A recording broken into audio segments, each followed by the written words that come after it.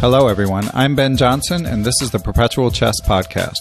On Perpetual Chess, I have weekly conversations with the chess world's best players, promoters, and educators about their lives, careers, current projects, and best practices. For more information, go to perpetualchesspod.com.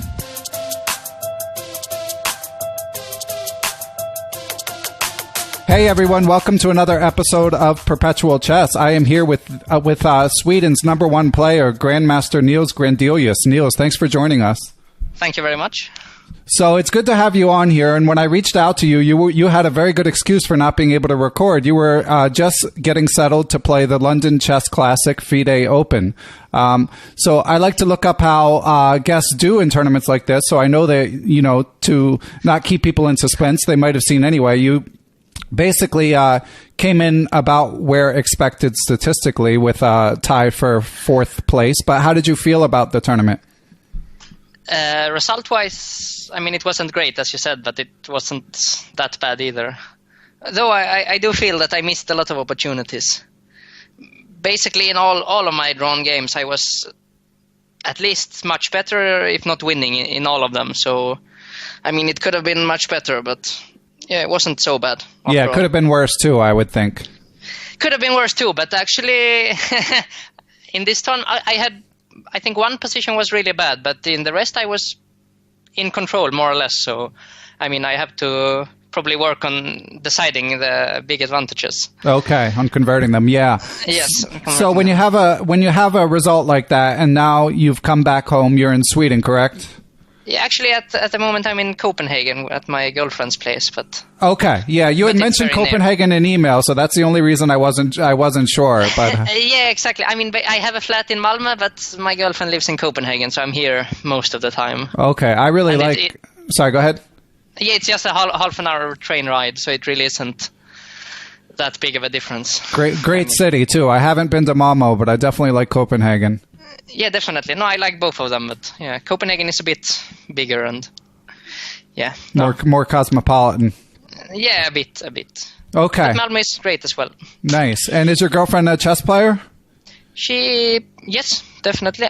She is mainly studying at the university, but she also plays chess, yeah. Okay. She's a member of the Danish national female team. Nice. So I'm sure it helps her understand how something like, for example, your tournament, even though to the untrained observer, one would think you would be pretty happy with that tournament, but us chess players know that it can stick with you and be frustrating.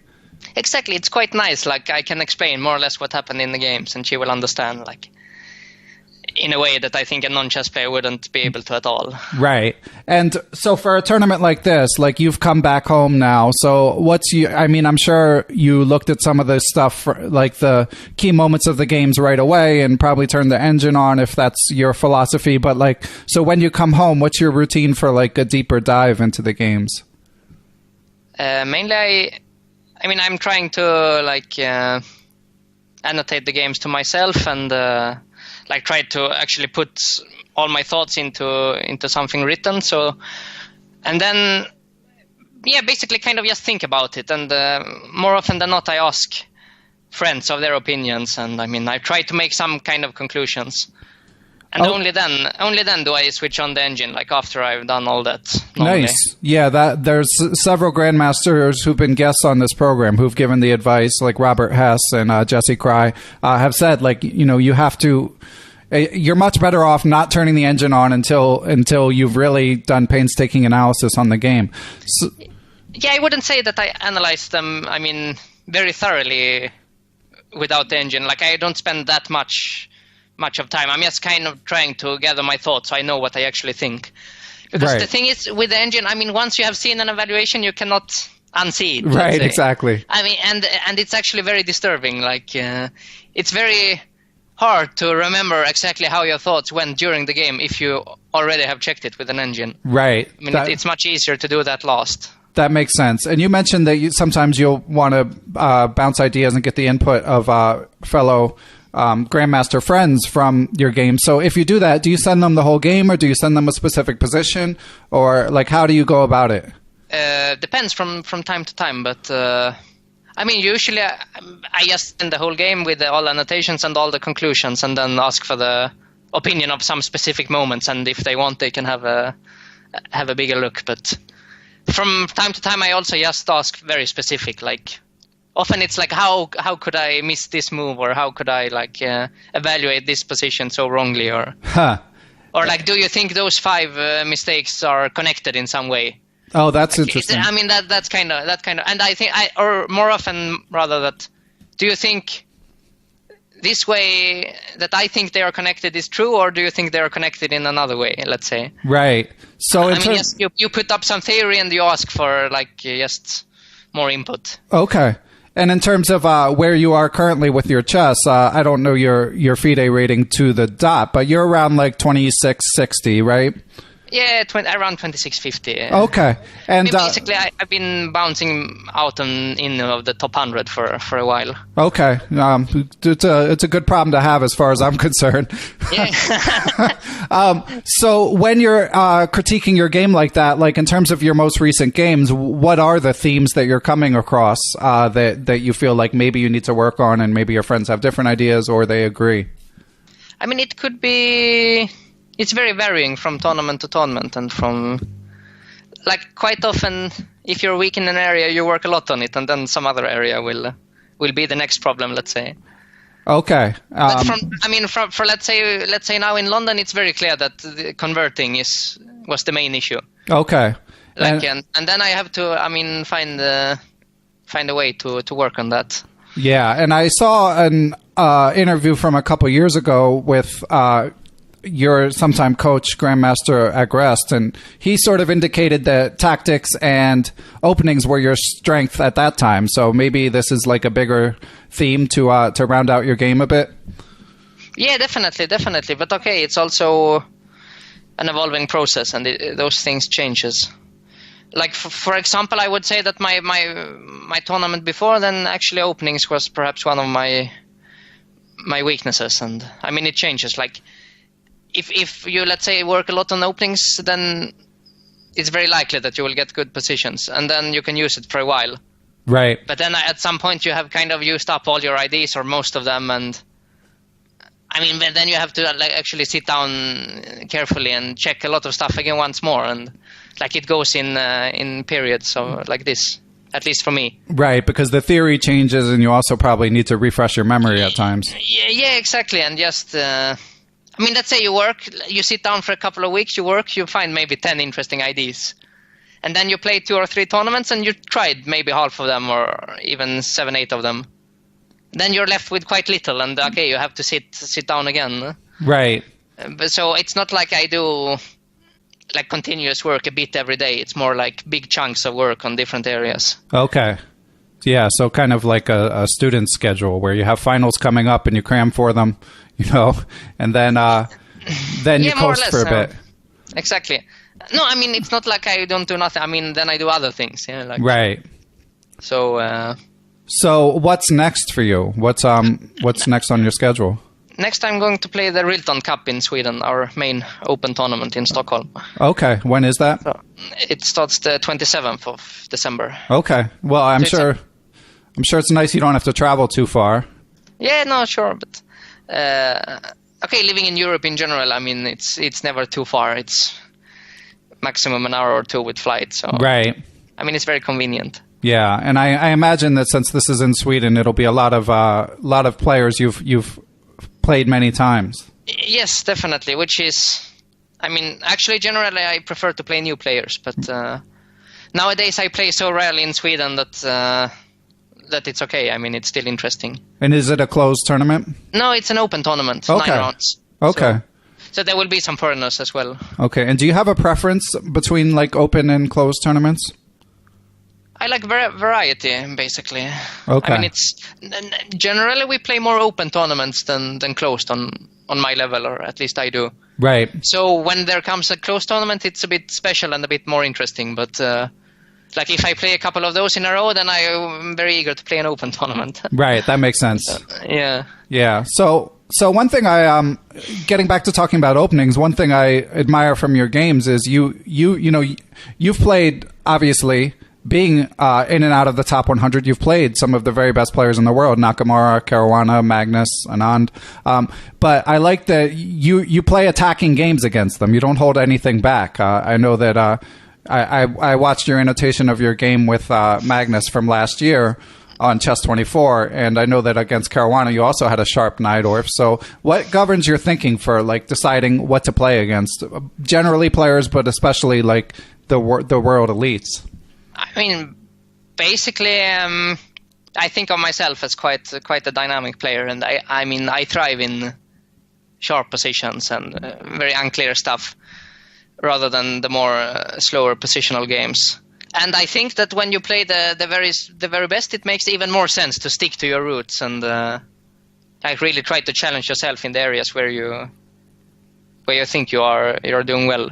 Yeah. I'd rather like play a couple of fighting games and lose some than to try to be slightly worse in all of the games and hold most of them. Right.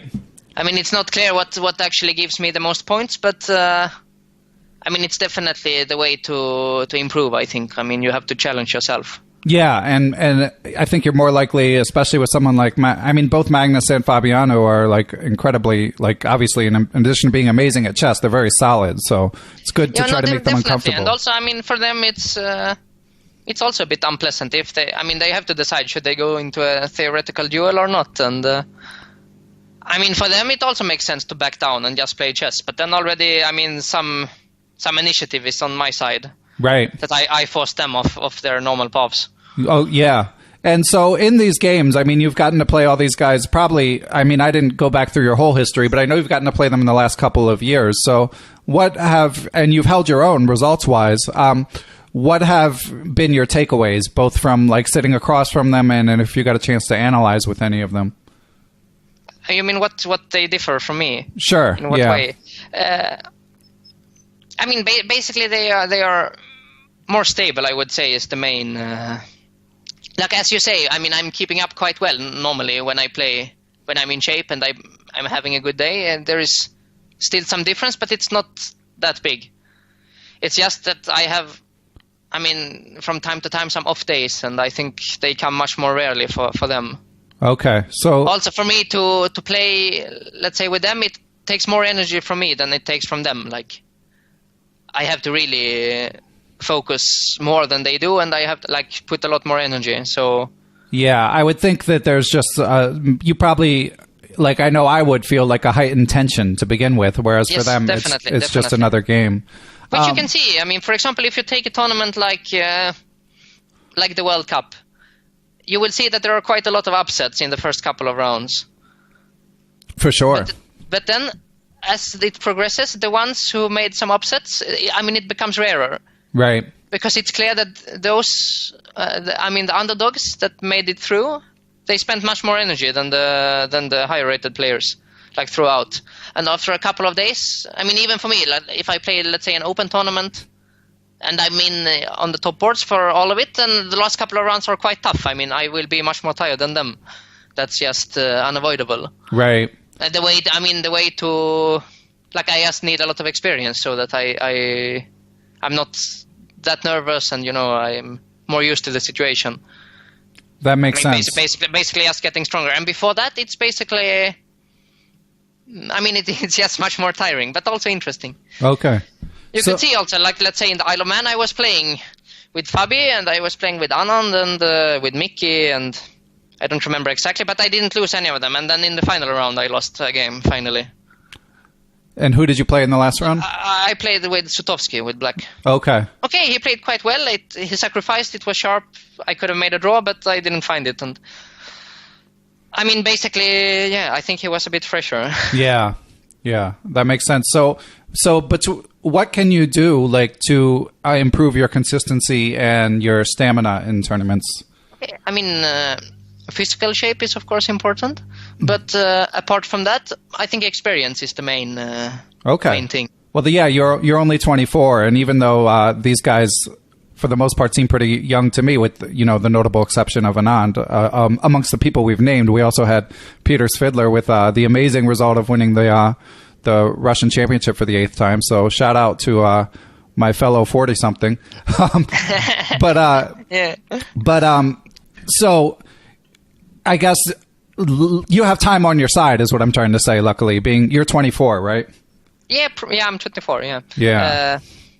I guess, but okay then. I mean, I have to all the time try to face these players to get the experience. Right. Yeah, and that doesn't mean that you'll assimilate like the necessary lessons just like naturally. You have to put in the work. I have to put in the work, and also, I mean, that's why I'm generally trying to choose like the toughest tournaments and so on. Like I love to play, like for example, in the Isle of Man, and now after Rilton Cup I will go to Gibraltar, where also it's many strong players. Yeah, that's one of my favorites as a fan. I love the big open tournaments where some of the world elites play. To me, those are the most entertaining to watch. No, definitely, and to me to play, they are also, of course, the most entertaining. Good. Yeah. So hopefully organizers will keep having conditions to attract the very top players, because that's really, the tournament's already happened, so it's just a matter of attracting the very best, whether yes, definitely. No, prize money or conditions. I think it's very important for the chess world. Yeah. So how far out do you plan your schedule? So you've got the Rilton Cup and then Isle of Man. No, then Gibraltar. Oh, sorry, Gibraltar. Then Gibraltar, and then we have the European Championship, which is normally very strong. Yeah. Okay. And also the tournament to qualify for the World Cup. Okay. So that's in March. Okay. So, and while you're home cooling your heels, what's a typical day for you like? Well, I try to work. In different ways on chess. Some 6-7 hours a day, I guess. Okay, that's admirable. Yeah, probably more around 6. Let's say 30 hours a week, I think is what I really do normally. Okay, and if you look at a game, from a tournament that's ongoing, like, would you consider that part of the 30 hours? If you wake up and log on to Chess24 or Chess Bomb and just check out a few games, does that count? Normally not. As long as you're very active, it counts, I guess. Okay. Like, let's say if you switch off the engine and then really try to figure out the next moves and try to evaluate. Like, if you put in a big effort, then it's training for sure. But as long as you stay passive, I think it cannot be called training, really. Okay. And do you have a favorite player amongst the current or historical, for that matter, like a favorite player whose games you like to check out in particular detail? Not really, no. The ones that are in shape and they play with a lot of energy and interest, they're always following, but it changes all the time. Okay. Now for the last, half year, it's been very interesting to follow Aronian because he has some great ideas. Yeah. But it changes continually. So do you have you might not want to say, since you see these guys all the time, but with the candidates coming up in a few months, who do you favor, if anyone? Well, I think lately Aronian has had the best results, I guess. Okay. But on the other hand, he hasn't been that successful in the last candidates, so I think it's a very open story. Yeah, it should be. 8 exceptional chess players, and it's so much about nerves, and it's such a long tournament, and you're not allowed to collapse at any moment. So right. Very hard to predict.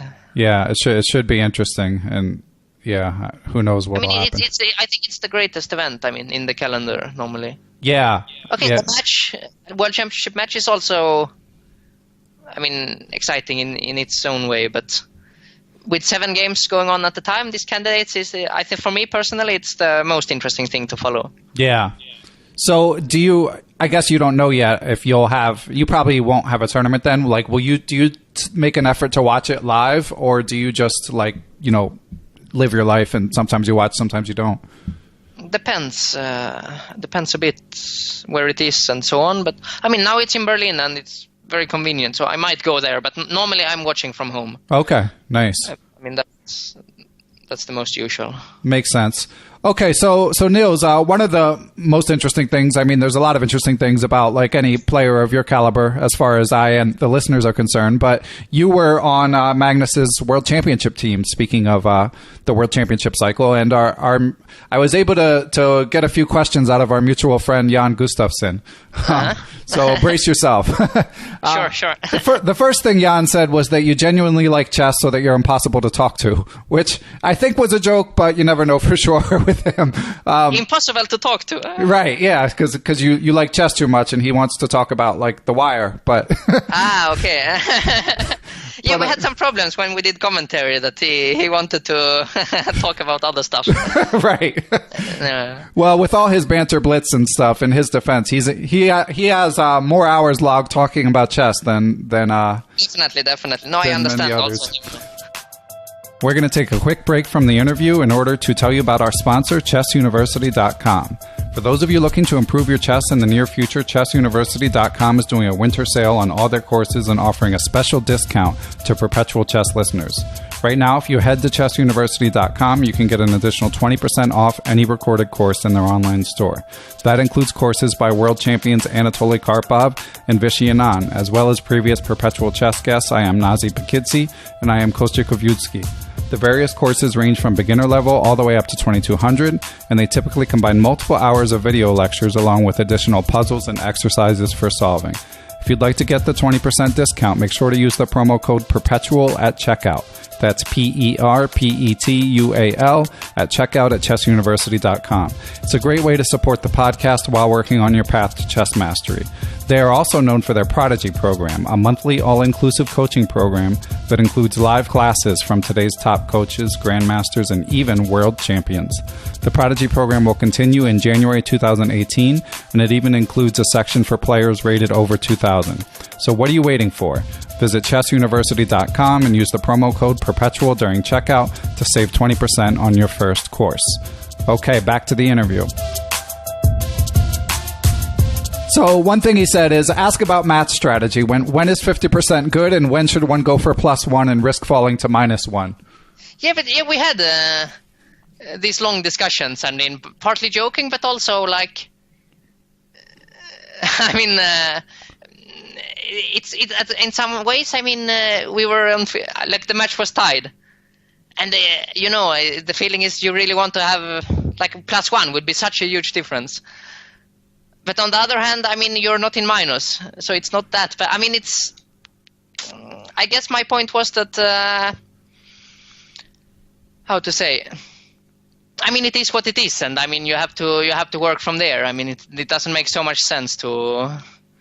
So, which of you was on the more risk-seeking side of this argument, out of you and Jan? Like, which one of you thought that Magnus should try harder to win in a given round? No, probably no one. I think we all wanted this kind of controlled aggression. But perhaps I was slightly less concerned of. Yeah, that would have been my guess. Just what I know about Jan's drawing proclivities and your aggressive chess style. that would have been my guess. And like, but still, I mean, at some moments, I mean, Magnus was trailing by 1 point, so it was a bit tough. Yeah. And okay, so when you guys were on the team, I can't remember. I feel like I probably knew this at some point, but because I know you weren't with him in New York, but were you guys together where you were?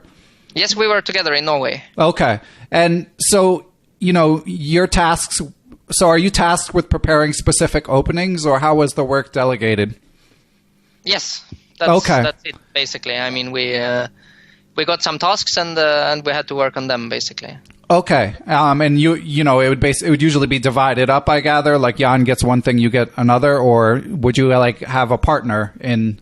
Like no, we were kind of helping each other quite a lot. Okay, like I think generally the idea is that more people see more and they understand more. Like right, it gets much more solid. I mean, if you have your own tasks, it could be that the work is slightly faster, like slightly more efficient. But I think the quality just gets much better if you're like always asking for second opinions or even third opinions sometimes. Right. And in terms of this conversation about like how much risk to take in order to try to get a lead, did you guys feel like you were involved in the strategizing of the match, like the big picture strategizing, or was this more of a philosophical conversation for you and Jan? I guess more philosophical because, okay, first of all, you have to. I mean, you're trying to play well mainly as a player, and the player himself, like Magnus himself. I mean, he's of course the one who's in charge of everything. Yes, of course. Obviously. So, like, I mean, we are trying to do our best to support in every possible way, and if like input is needed, we will be happy to help. But generally, okay. I mean, our job is to prepare him. Okay. In the openings, so that makes sense. And how did you enjoy the experience of being a second overall? Overall, I thought it was great. I mean, I really like to not only play chess, but also analyze chess and discuss chess. And I mean, this was a period with a lot of chess every day, like really intense. Right. And okay, I think we had great atmosphere in the team. We were really like getting on well with each other. And I mean, at some point, maybe it's like you would have wanted 1 or 2 days off, but I mean, that's about it. Generally, it was a very, very positive experience. Okay. And very interesting because, like, when you sit down there, I mean, for such a long time and work on the openings in such depth, I mean, it's something completely different than when you sit at home working for your own. Right. Like, okay, I know I have to play some Grandmaster in some open tournament. I mean, it doesn't require me to spend, like, 40 hours double-checking some very specific, I mean, it's simply not an efficient way for myself to spend my time. Right. But it is in a match, and it's very interesting to go to such depth. Yeah. I mean, that's chess history happening, in real time. Also to be part of that is great, of course, and also like I mean, it's very interesting to work with someone like Magnus because he's so exceptionally strong. Okay, but apart from that, the actual like just purely chess part was also very fun, I thought. Okay. So Nils, once you have you get assigned a certain opening and then like you do your prep, like once you have what you want to distill to Magnus, do you like interface with him directly or do you like submit it like to be given to him or how does it work? Well, I mean, Peter was there, and right? Peter Heinesen, yeah. He was in New York, so like it was much easier for him to explain, like in person, what was going on. Okay, but so like normally he was the guy to go to. Okay, but so once you have what, like they say, okay, prep some stuff on the Najdorf in case he needs to win with black, and you would prepare it, and then you give it to Peter. Yes, basically. Yeah. Okay, and do you like talk through it on Skype or just prepare notes, or how does it work? No, it's definitely like some communication involved. Okay. Like it's never one-way communication in such cases. Like you have to go back and forth and to see if it makes sense at all and so on. Makes sense. So just a couple more questions about this match. Mm-hmm. I mean, this is for us, like listeners, this stuff is gold because it's like, we'll never see behind the scenes like this. So, So going into the last round when Magnus had even the score, but prior to the action round, when Magnus just took the quick draw, did you guys have a sense that was going to happen? Actually, I think I will pass this question. Okay, that's reasonable. If it's okay. I mean, this is some specific. I mean, yeah, I'd rather pass this question. Obviously, yeah, that's totally understandable. But I had to ask. It's yes, sure. Of great curiosity. Okay, so pivoting to a couple other questions from Jan. One of them is ask him about the value of sleeping 10 hours a night and if you could function on 8 hours a night. This is also. I'm quite known for my, I don't know, even infant sleeping habits or how to say. Like I sleep really, really a lot, especially when I play chess. That's funny. Well, I mean, it's obviously known to be quite good for the brain and, certainly need it. I think so. I mean, I can also tell easily, like when I'm at home compared to when I'm at the tournament. I'm easily sleeping in average an hour more at tournaments. I mean, chess is exhausting. So it is. I mean, and it's more exhausting to like play than to work at home. Yeah, and you can tell. Like, so can you tell the difference if you slept 8 versus 10? Yes. Okay. Normally, yes. I mean, it depends also, how many, like in the sleeping cycles and when you wake up and. Right. I mean, many things, but like general level of stress but generally, yeah. I mean, I think it's a very important tool during tournaments to be able to sleep a lot. Okay. And sorry, I just. Oh, okay. So, like, when you're in the midst of a big open tournament and you're pairing the night before, I gather that, like, you're not, like, how much preparation are you doing versus just concentrating on getting rest for a specific opponent? I've always been more on the resting side. Okay. Like, for example, now in London, the pairings came out at midnight. Pairing for the next right. day. And I was not once awake. Oh, wow. That's great discipline that you didn't... no, I mean, I'm going to bed at around 11 and try to wake up at 9, or 9:30 even. And No, I mean, I didn't even see it once. Would you try to figure out, who you would play? No. You wouldn't even bother? Because, then always you will get some kind of emotional... Right. value to that, like, oh, I really hope I will play him, or I hope I don't have to play that guy, and then basically you will be it will not generally be beneficial, I think. Okay. So then during, like, what time was the round in London? It was quite late, I think 4:30. Okay. So how much prep would you do the next day? Yeah, the day of the match. Yeah, I would say around maybe 2 hours in total. Okay, seems reasonable. Yeah, and that in 2 hours in total, it's around I would say half an hour trying to decide what to do. Mm-hmm. Maybe half an hour to an hour analyzing something, and then the rest half hour to rehearse my old notes. Okay. And so basically what I'm trying to say is that I try to do as big part as possible of the work at home before the tournament. Right. To not have to spend a lot of time analyzing. That makes sense. Yes. But in terms of analyzing, so it would be a specific opening that you might see, or what? Yeah, exactly. Or even if some opening where I didn't update myself for a while, then I might have to do some updating and so on. Basically where I feel that I need a bit extra. Okay. Because we've had some guests on the podcast, and this wasn't like on my radar as like a top level preparation method, but they prior to talking to people, but they've said that they look at their opponents' tendencies as much as their actual openings. Do you incorporate that, or do you focus more on what you're likely to see on the board? No, but I'm playing also many different openings, so for me it's a big part to try to understand my let's say you have some opponent who clearly thrives in chaos, then you try to prepare something more solid more normally. Okay. And the other way around, like you play some solid guy, then you might want to take some more risks. And generally I'm quite happy to adapt to my opponent and his style. Okay. So of course I try to understand, and also it's a lot is just about experience yourself and secondhand experience. Like you play some guy. You ask your friends who has played him before, like how is he playing, and he might tell you he often gets into time trouble, or he is very quick in tactics. It can be anything.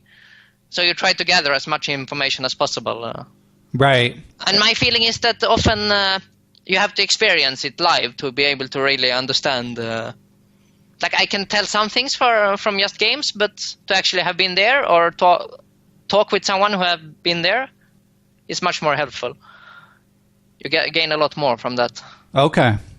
That's interesting. So you mean having played someone, you're saying makes a bigger difference, or what do you mean by having been there? Having seen him play before. Let's say I'm sitting next to someone and we play the next day. Then I saw already a lot of how he acts and more or less how he behaves and plays. You can tell a lot of things just from looking, observing. Okay. And I don't think you can tell as much from just browsing through games that was played by the player. Yeah.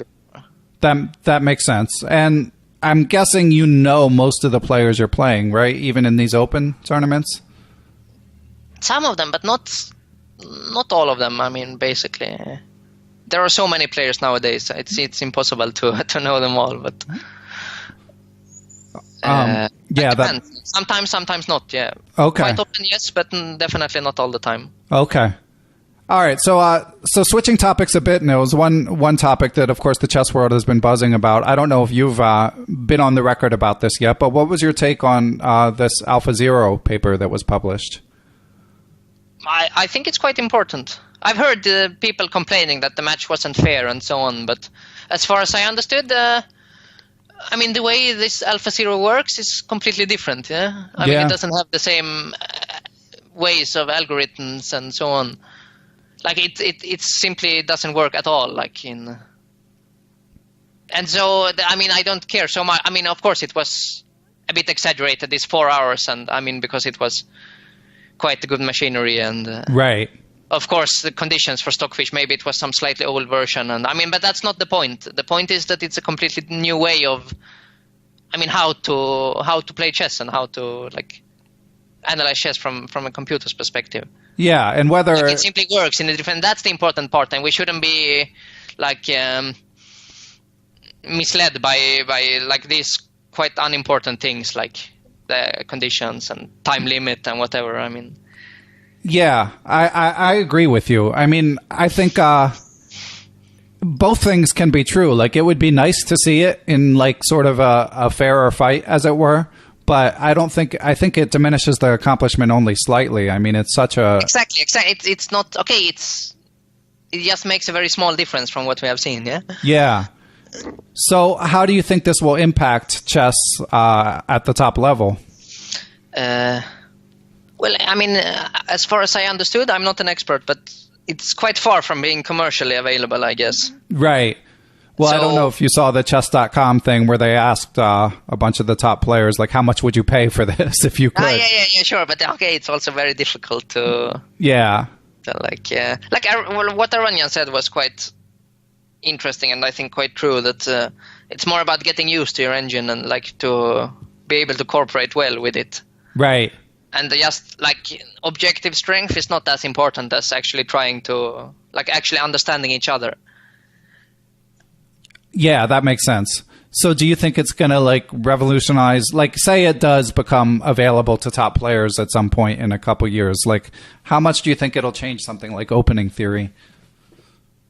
I think it will change quite a lot, but okay, we shouldn't forget that we are still playing ourselves, and it's impossible to remember so much. And I mean, it will just be, I think, the develop. We have now also, I mean, the theory is developing and so on. New openings get popular, and old openings disappear because they are not good enough, and so on. Yeah. So I think it will just it will be the same process, but just much faster. Okay. It will change. Just you have to be even more up to date, I guess. Okay. And are you generally an advocate of Chess 960 or something that limits the preparation required? I don't think so. I mean, no, actually not. I mean, generally, if you look at the picture a bit, a bigger picture, let's say we take 10 years or 15 years, the problems are much smaller now than they were 10 years ago, I think, or 15 years ago. Then the talk about chess being exhausted and too many long lines and everything analyzed to the dev, they were much more, I mean, much bigger then. Right. Now we have more percentage of the games actually going out from theory early on. And I mean, generally the trend is, I think, quite positive. The computers are actually making us play more different things, because even what was previously considered dubious stuff is now, I mean, quite playable. That's interesting. Sorry. I mean, I'm not worried at all, basically. Okay, good. I mean, and then, okay, do we need 960? I mean, we don't need it, but it could potentially be interesting anyway. Right. But I mean, I haven't played myself a lot, so I don't really know. And what about time controls? Do you think that the faster ones are better because they induce more errors, or are you a classical aficionado?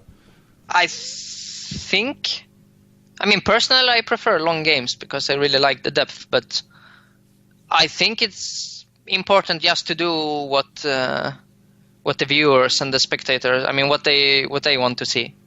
If they want to have shorter time controls, then we should adapt, I think. Yeah, unfortunately, they just argue. We don't know what they want. No, that's true. I mean, like, generally, I also think a mix is very...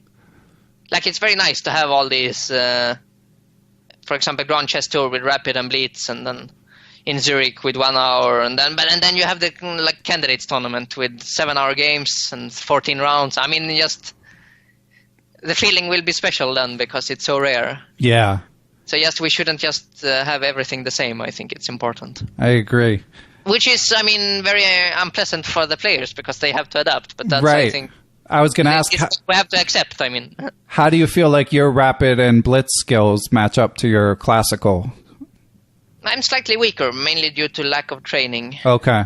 Like I'm playing many more, let's say, classical tournaments, so I'm stronger there. Okay. But that's not. I mean, I'm not going to blame the format of the rapids. I'm just going to blame myself for being so weak. A lot of us would love to be as weak as you. So. Yeah. Okay. No. I mean, but you know what I mean. I get it. Yeah, it's all relative. We have to adapt. Yeah. Like the audience shouldn't adapt to us. Like if they want something else, it doesn't make any sense. Yeah. So I mean, speaking of the audience and like making a living at chess. So how are conditions in Sweden? I mean, you're the #1 player in Sweden. So do you feel sufficiently supported there? Personally, I have some support from the federation. They are trying to support me when I go to tournaments, and even some coaches from time to time. I mean, there is some support, but on a more general point, we didn't send a team to the European Team Championship. Yeah, Jan mentioned that as another question to ask you. Yeah, exactly. Which is, I mean, to me, it's a bit strange that the federation with so many members and generally, what I thought was quite healthy. I mean, working quite well, couldn't afford to send a team. I mean, all countries were sending teams, basically. Yeah, it is strange. We were one of very, very few who couldn't manage. And this, I think, is very strange. Yeah. And were you given an explanation? I mean, just that there's no money, they said? Yeah, they simply said there is no money. They want to spend the money on other things. Okay. And I know that we are, I think we're doing quite well in chess in schools in different kinds, and that's the main aim. Okay. Yeah. I mean, so that'll grow the base, but yeah, they have to support you guys at the top too. Yes. I mean, it's also about dignity, I would say. Yeah. We are not like a developing country. We are a proper country with proper finances, and we should simply be able to send a team. I mean, no question about it. Yeah, I agree. So what do you think needs to happen to get that changed? Is it just a matter of the person signing the checks changing their mind, or do you need a public outcry, or what? I mean, the thing is that it easily gets a downward spiral, or if conditions aren't that great, then less people will try to become chess professionals. Right.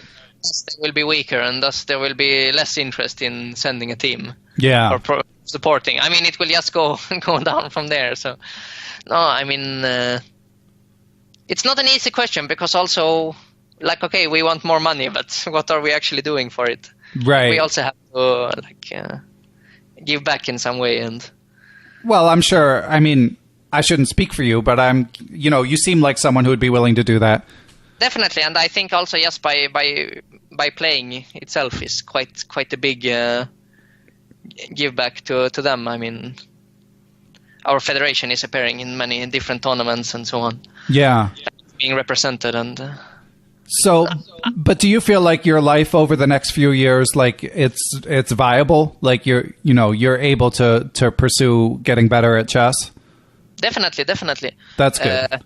Yes, but also what is a positive thing for me personally is that I'm interested in not only playing chess. I mean, I quite enjoy, let's say I was doing some commentary, or I was a second, and I even did some teachings, and I quite like all these aspects. Like Okay. it's not only play. I know a lot of players who just wants to play. Right. And they think everything else is just if they really need to. Yeah. But for me, even if I'm allowed to choose freely, I wouldn't only play. Okay. I would also do some different things. I mean, because I think it could very well be like beneficial also for my own career, but just out of general interest, I'm interested in more things than just playing. Okay. So do you have any, you said you've done a bit of teaching. Do you have any students currently? I mean, I don't really have regular students because, I mean, combining that with playing yourself is a bit tough. Like if you really want to get involved. But like I give some training. I mean, I have some training camps, for example. Or okay. Now that we didn't play in the European teams, I was actually seconding the Danish team. Oh, funny.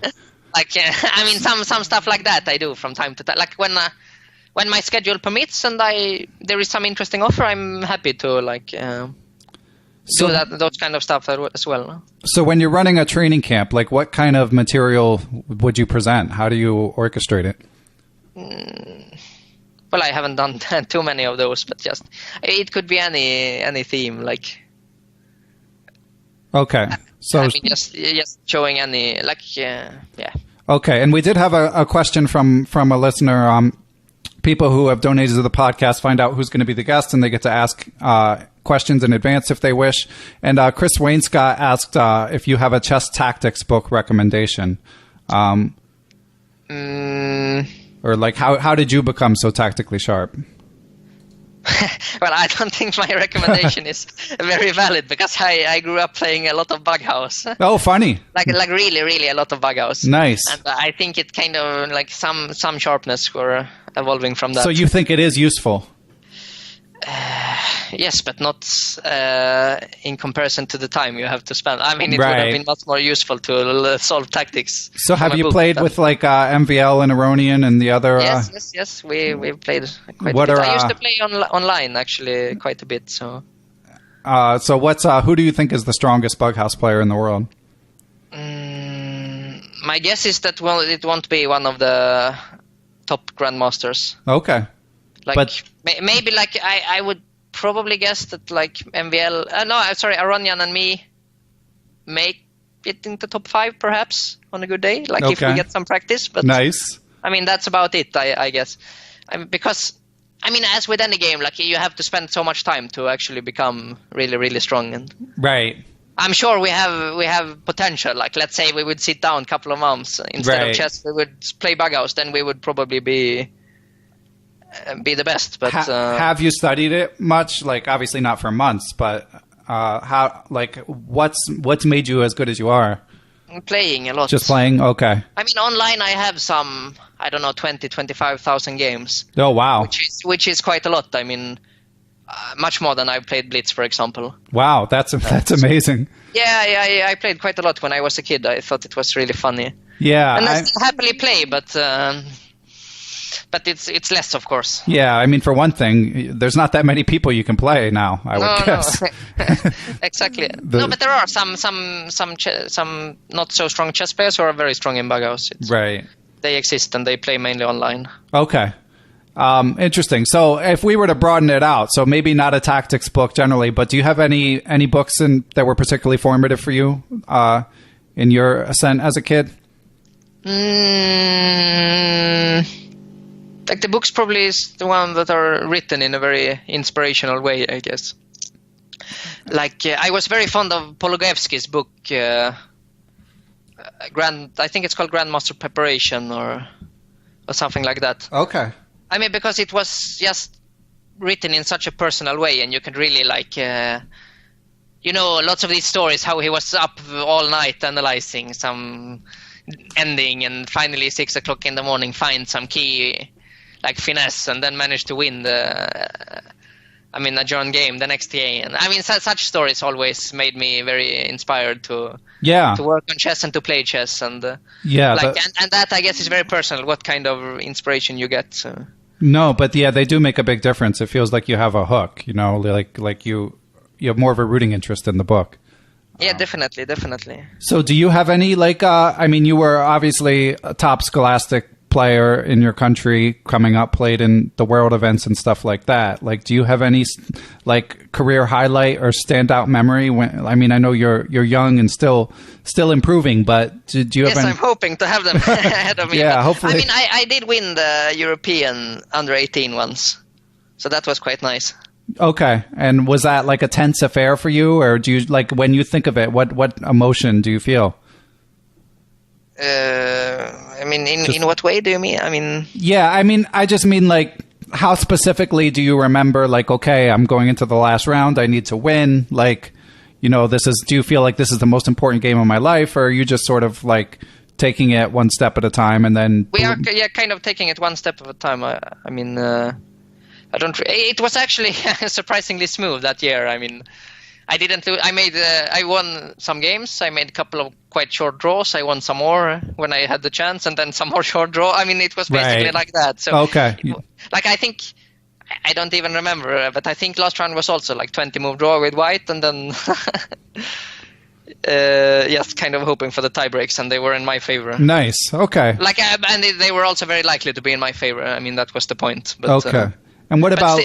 Sorry, go ahead. No, I mean, no specific. Okay, and what about, like, when you got the Grandmaster title? Anything? I mean, you got it 7 years ago, so I guess. Yeah, it was also and that was actually the same. So, like, I was doing quite well in the tournament in Sarajevo, in the open tournament. I played some guy of more or less my strength who didn't seem very ambitious, and we made draw in like 15 moves.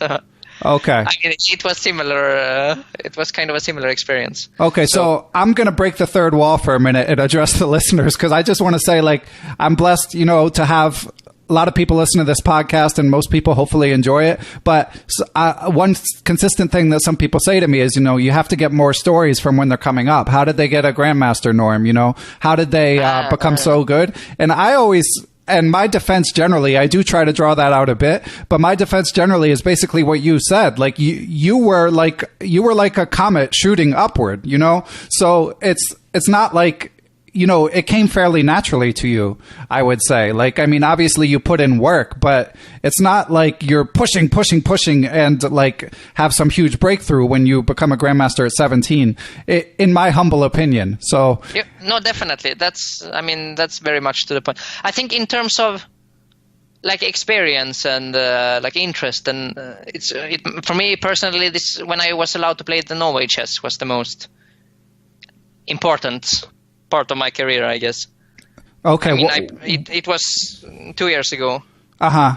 Or one and a half. I mean, basically it was me and number 1 to 12 on the list or something like that. So what? Like, I mean, Li Chao was by far the lowest rated player apart from me. Wow. And I think he was number 15, 16, something like that. I mean, that's incredible. Yeah, it was very, very tough. So, I mean, and that was really an amazing experience for me to play all of them. So who else was in that tournament? Yeah, I mean, all of them. Everyone? Okay. No, not every one of them, but, like, I started by playing Kramnik. Uh-huh, wow. I was very close to holding some ending. I had to make one more precise move. I failed. Uh-huh. He won. Typical Kramnik game. Right? Then I was white against Levon next game. I drew, and then after that, I think I was black with Carlsen. Oh, man. And then, I mean, Topalov, MBL. So what does it feel like to just sit down at the board against someone like Kramnik? Like, what's that moment like? Are you able to just, like, treat it like another game at this point? I think generally, for example, when we've played in other tournaments, like, let's say the Isle of Man, when I played Fabi, or in some Olympiads and so on, I mean, it's been basically fine. I was performing quite well. But somehow, this Norway chess, because it's a round robin and, you know, in advance, and like, there is a lot of tension building up. I mean, gradually for many weeks even. Right. Even some months. So that actually, I think I handled a bit worse than just the random, the odd games in different tournaments. That makes total sense to me. I also played, I think, considerably better the last 3-4 games than I did in the. Once you got acclimated. Yes, exactly. Yeah. So, I mean, then that's again kind of a case of I think next time will just be much better, much easier. Yeah. But that's then the problem, that such tournaments, I mean, a game here and there, but such tournaments, they are not coming every day. So Right, of course. Yeah. like, I should probably have worked even harder on just that psychological aspect. Okay. But then, I mean, it's very difficult. Even if you know it in advance, it's I mean, it will be difficult. I mean, to like be prepared for the feeling of sitting down. Okay, so Nils, I just have a couple more questions if you don't mind. Sure. So what's like, do you have, we talked about your goals as it relates to your chess play. Do you have like a rating or achievement goal that you're driving towards right now? No, basically my goal has for a long time been to become a little bit stronger. That's great. That's a good attitude. Yeah. I mean, it's at the same time a very small goal, but also a very big one. Right. Because if you manage it for some time, then at some point you will be quite strong. Yeah. And do you feel like you're like, whether it's reflected in your results or not right now, do you feel like you're pushing forward or kind of at a plateau? I think so. I mean, my rating doesn't indicate it, but I feel that I know much more about the game than I did, let's say, some years ago, like 2-3 years ago, when my rating was basically the same. Right. Now I feel I'm a much stronger player. I just have to it's just the small final parts that need to come together for me to play a bit better than before. Okay. I'm feeling some development, but I mean, we will see in my tournaments, of course. Yeah. They're the final scorekeeper, but yes, definitely. But yeah, I mean, it sounds like you're putting in a lot of time, and obviously young and great at chess, so no reason you can't keep going upward. Yeah, I'm hoping so. But it's not easy. I mean, of course, all my opponents are also trying. So yeah. But it's interesting work. I really like to try at least. Good. So what else are you interested in besides chess? Do you have any hobbies outside of chess or interests? Not really any specific ones. Like my free time, I basically hang out with friends and so on. So like, what do you do like with your girlfriend or friends? Are you someone who goes out or stays in, or? A bit of each. I mean, for me, it doesn't matter so much the activity. Just okay, it's important to just spend time with people. Nice. I'm quite a social. That's person, why you like Bughouse, right? Yeah, possibly. Yeah. Yeah, I mean, especially the life as a chess player is. You don't have so much social interaction in your everyday life. Right, yeah. So it's even more important to come out and meet friends and so on. So. Yeah, and I think I saw you mention that team tournaments are amongst your favorite events. I like this. It's more interesting, I think, or in some ways at least. In a similar vein, yeah. Okay, well, Nils, I don't think I have any other questions. Let me just... Yeah, I think I've covered everything. I really appreciate you taking the time, and this was a lot of fun.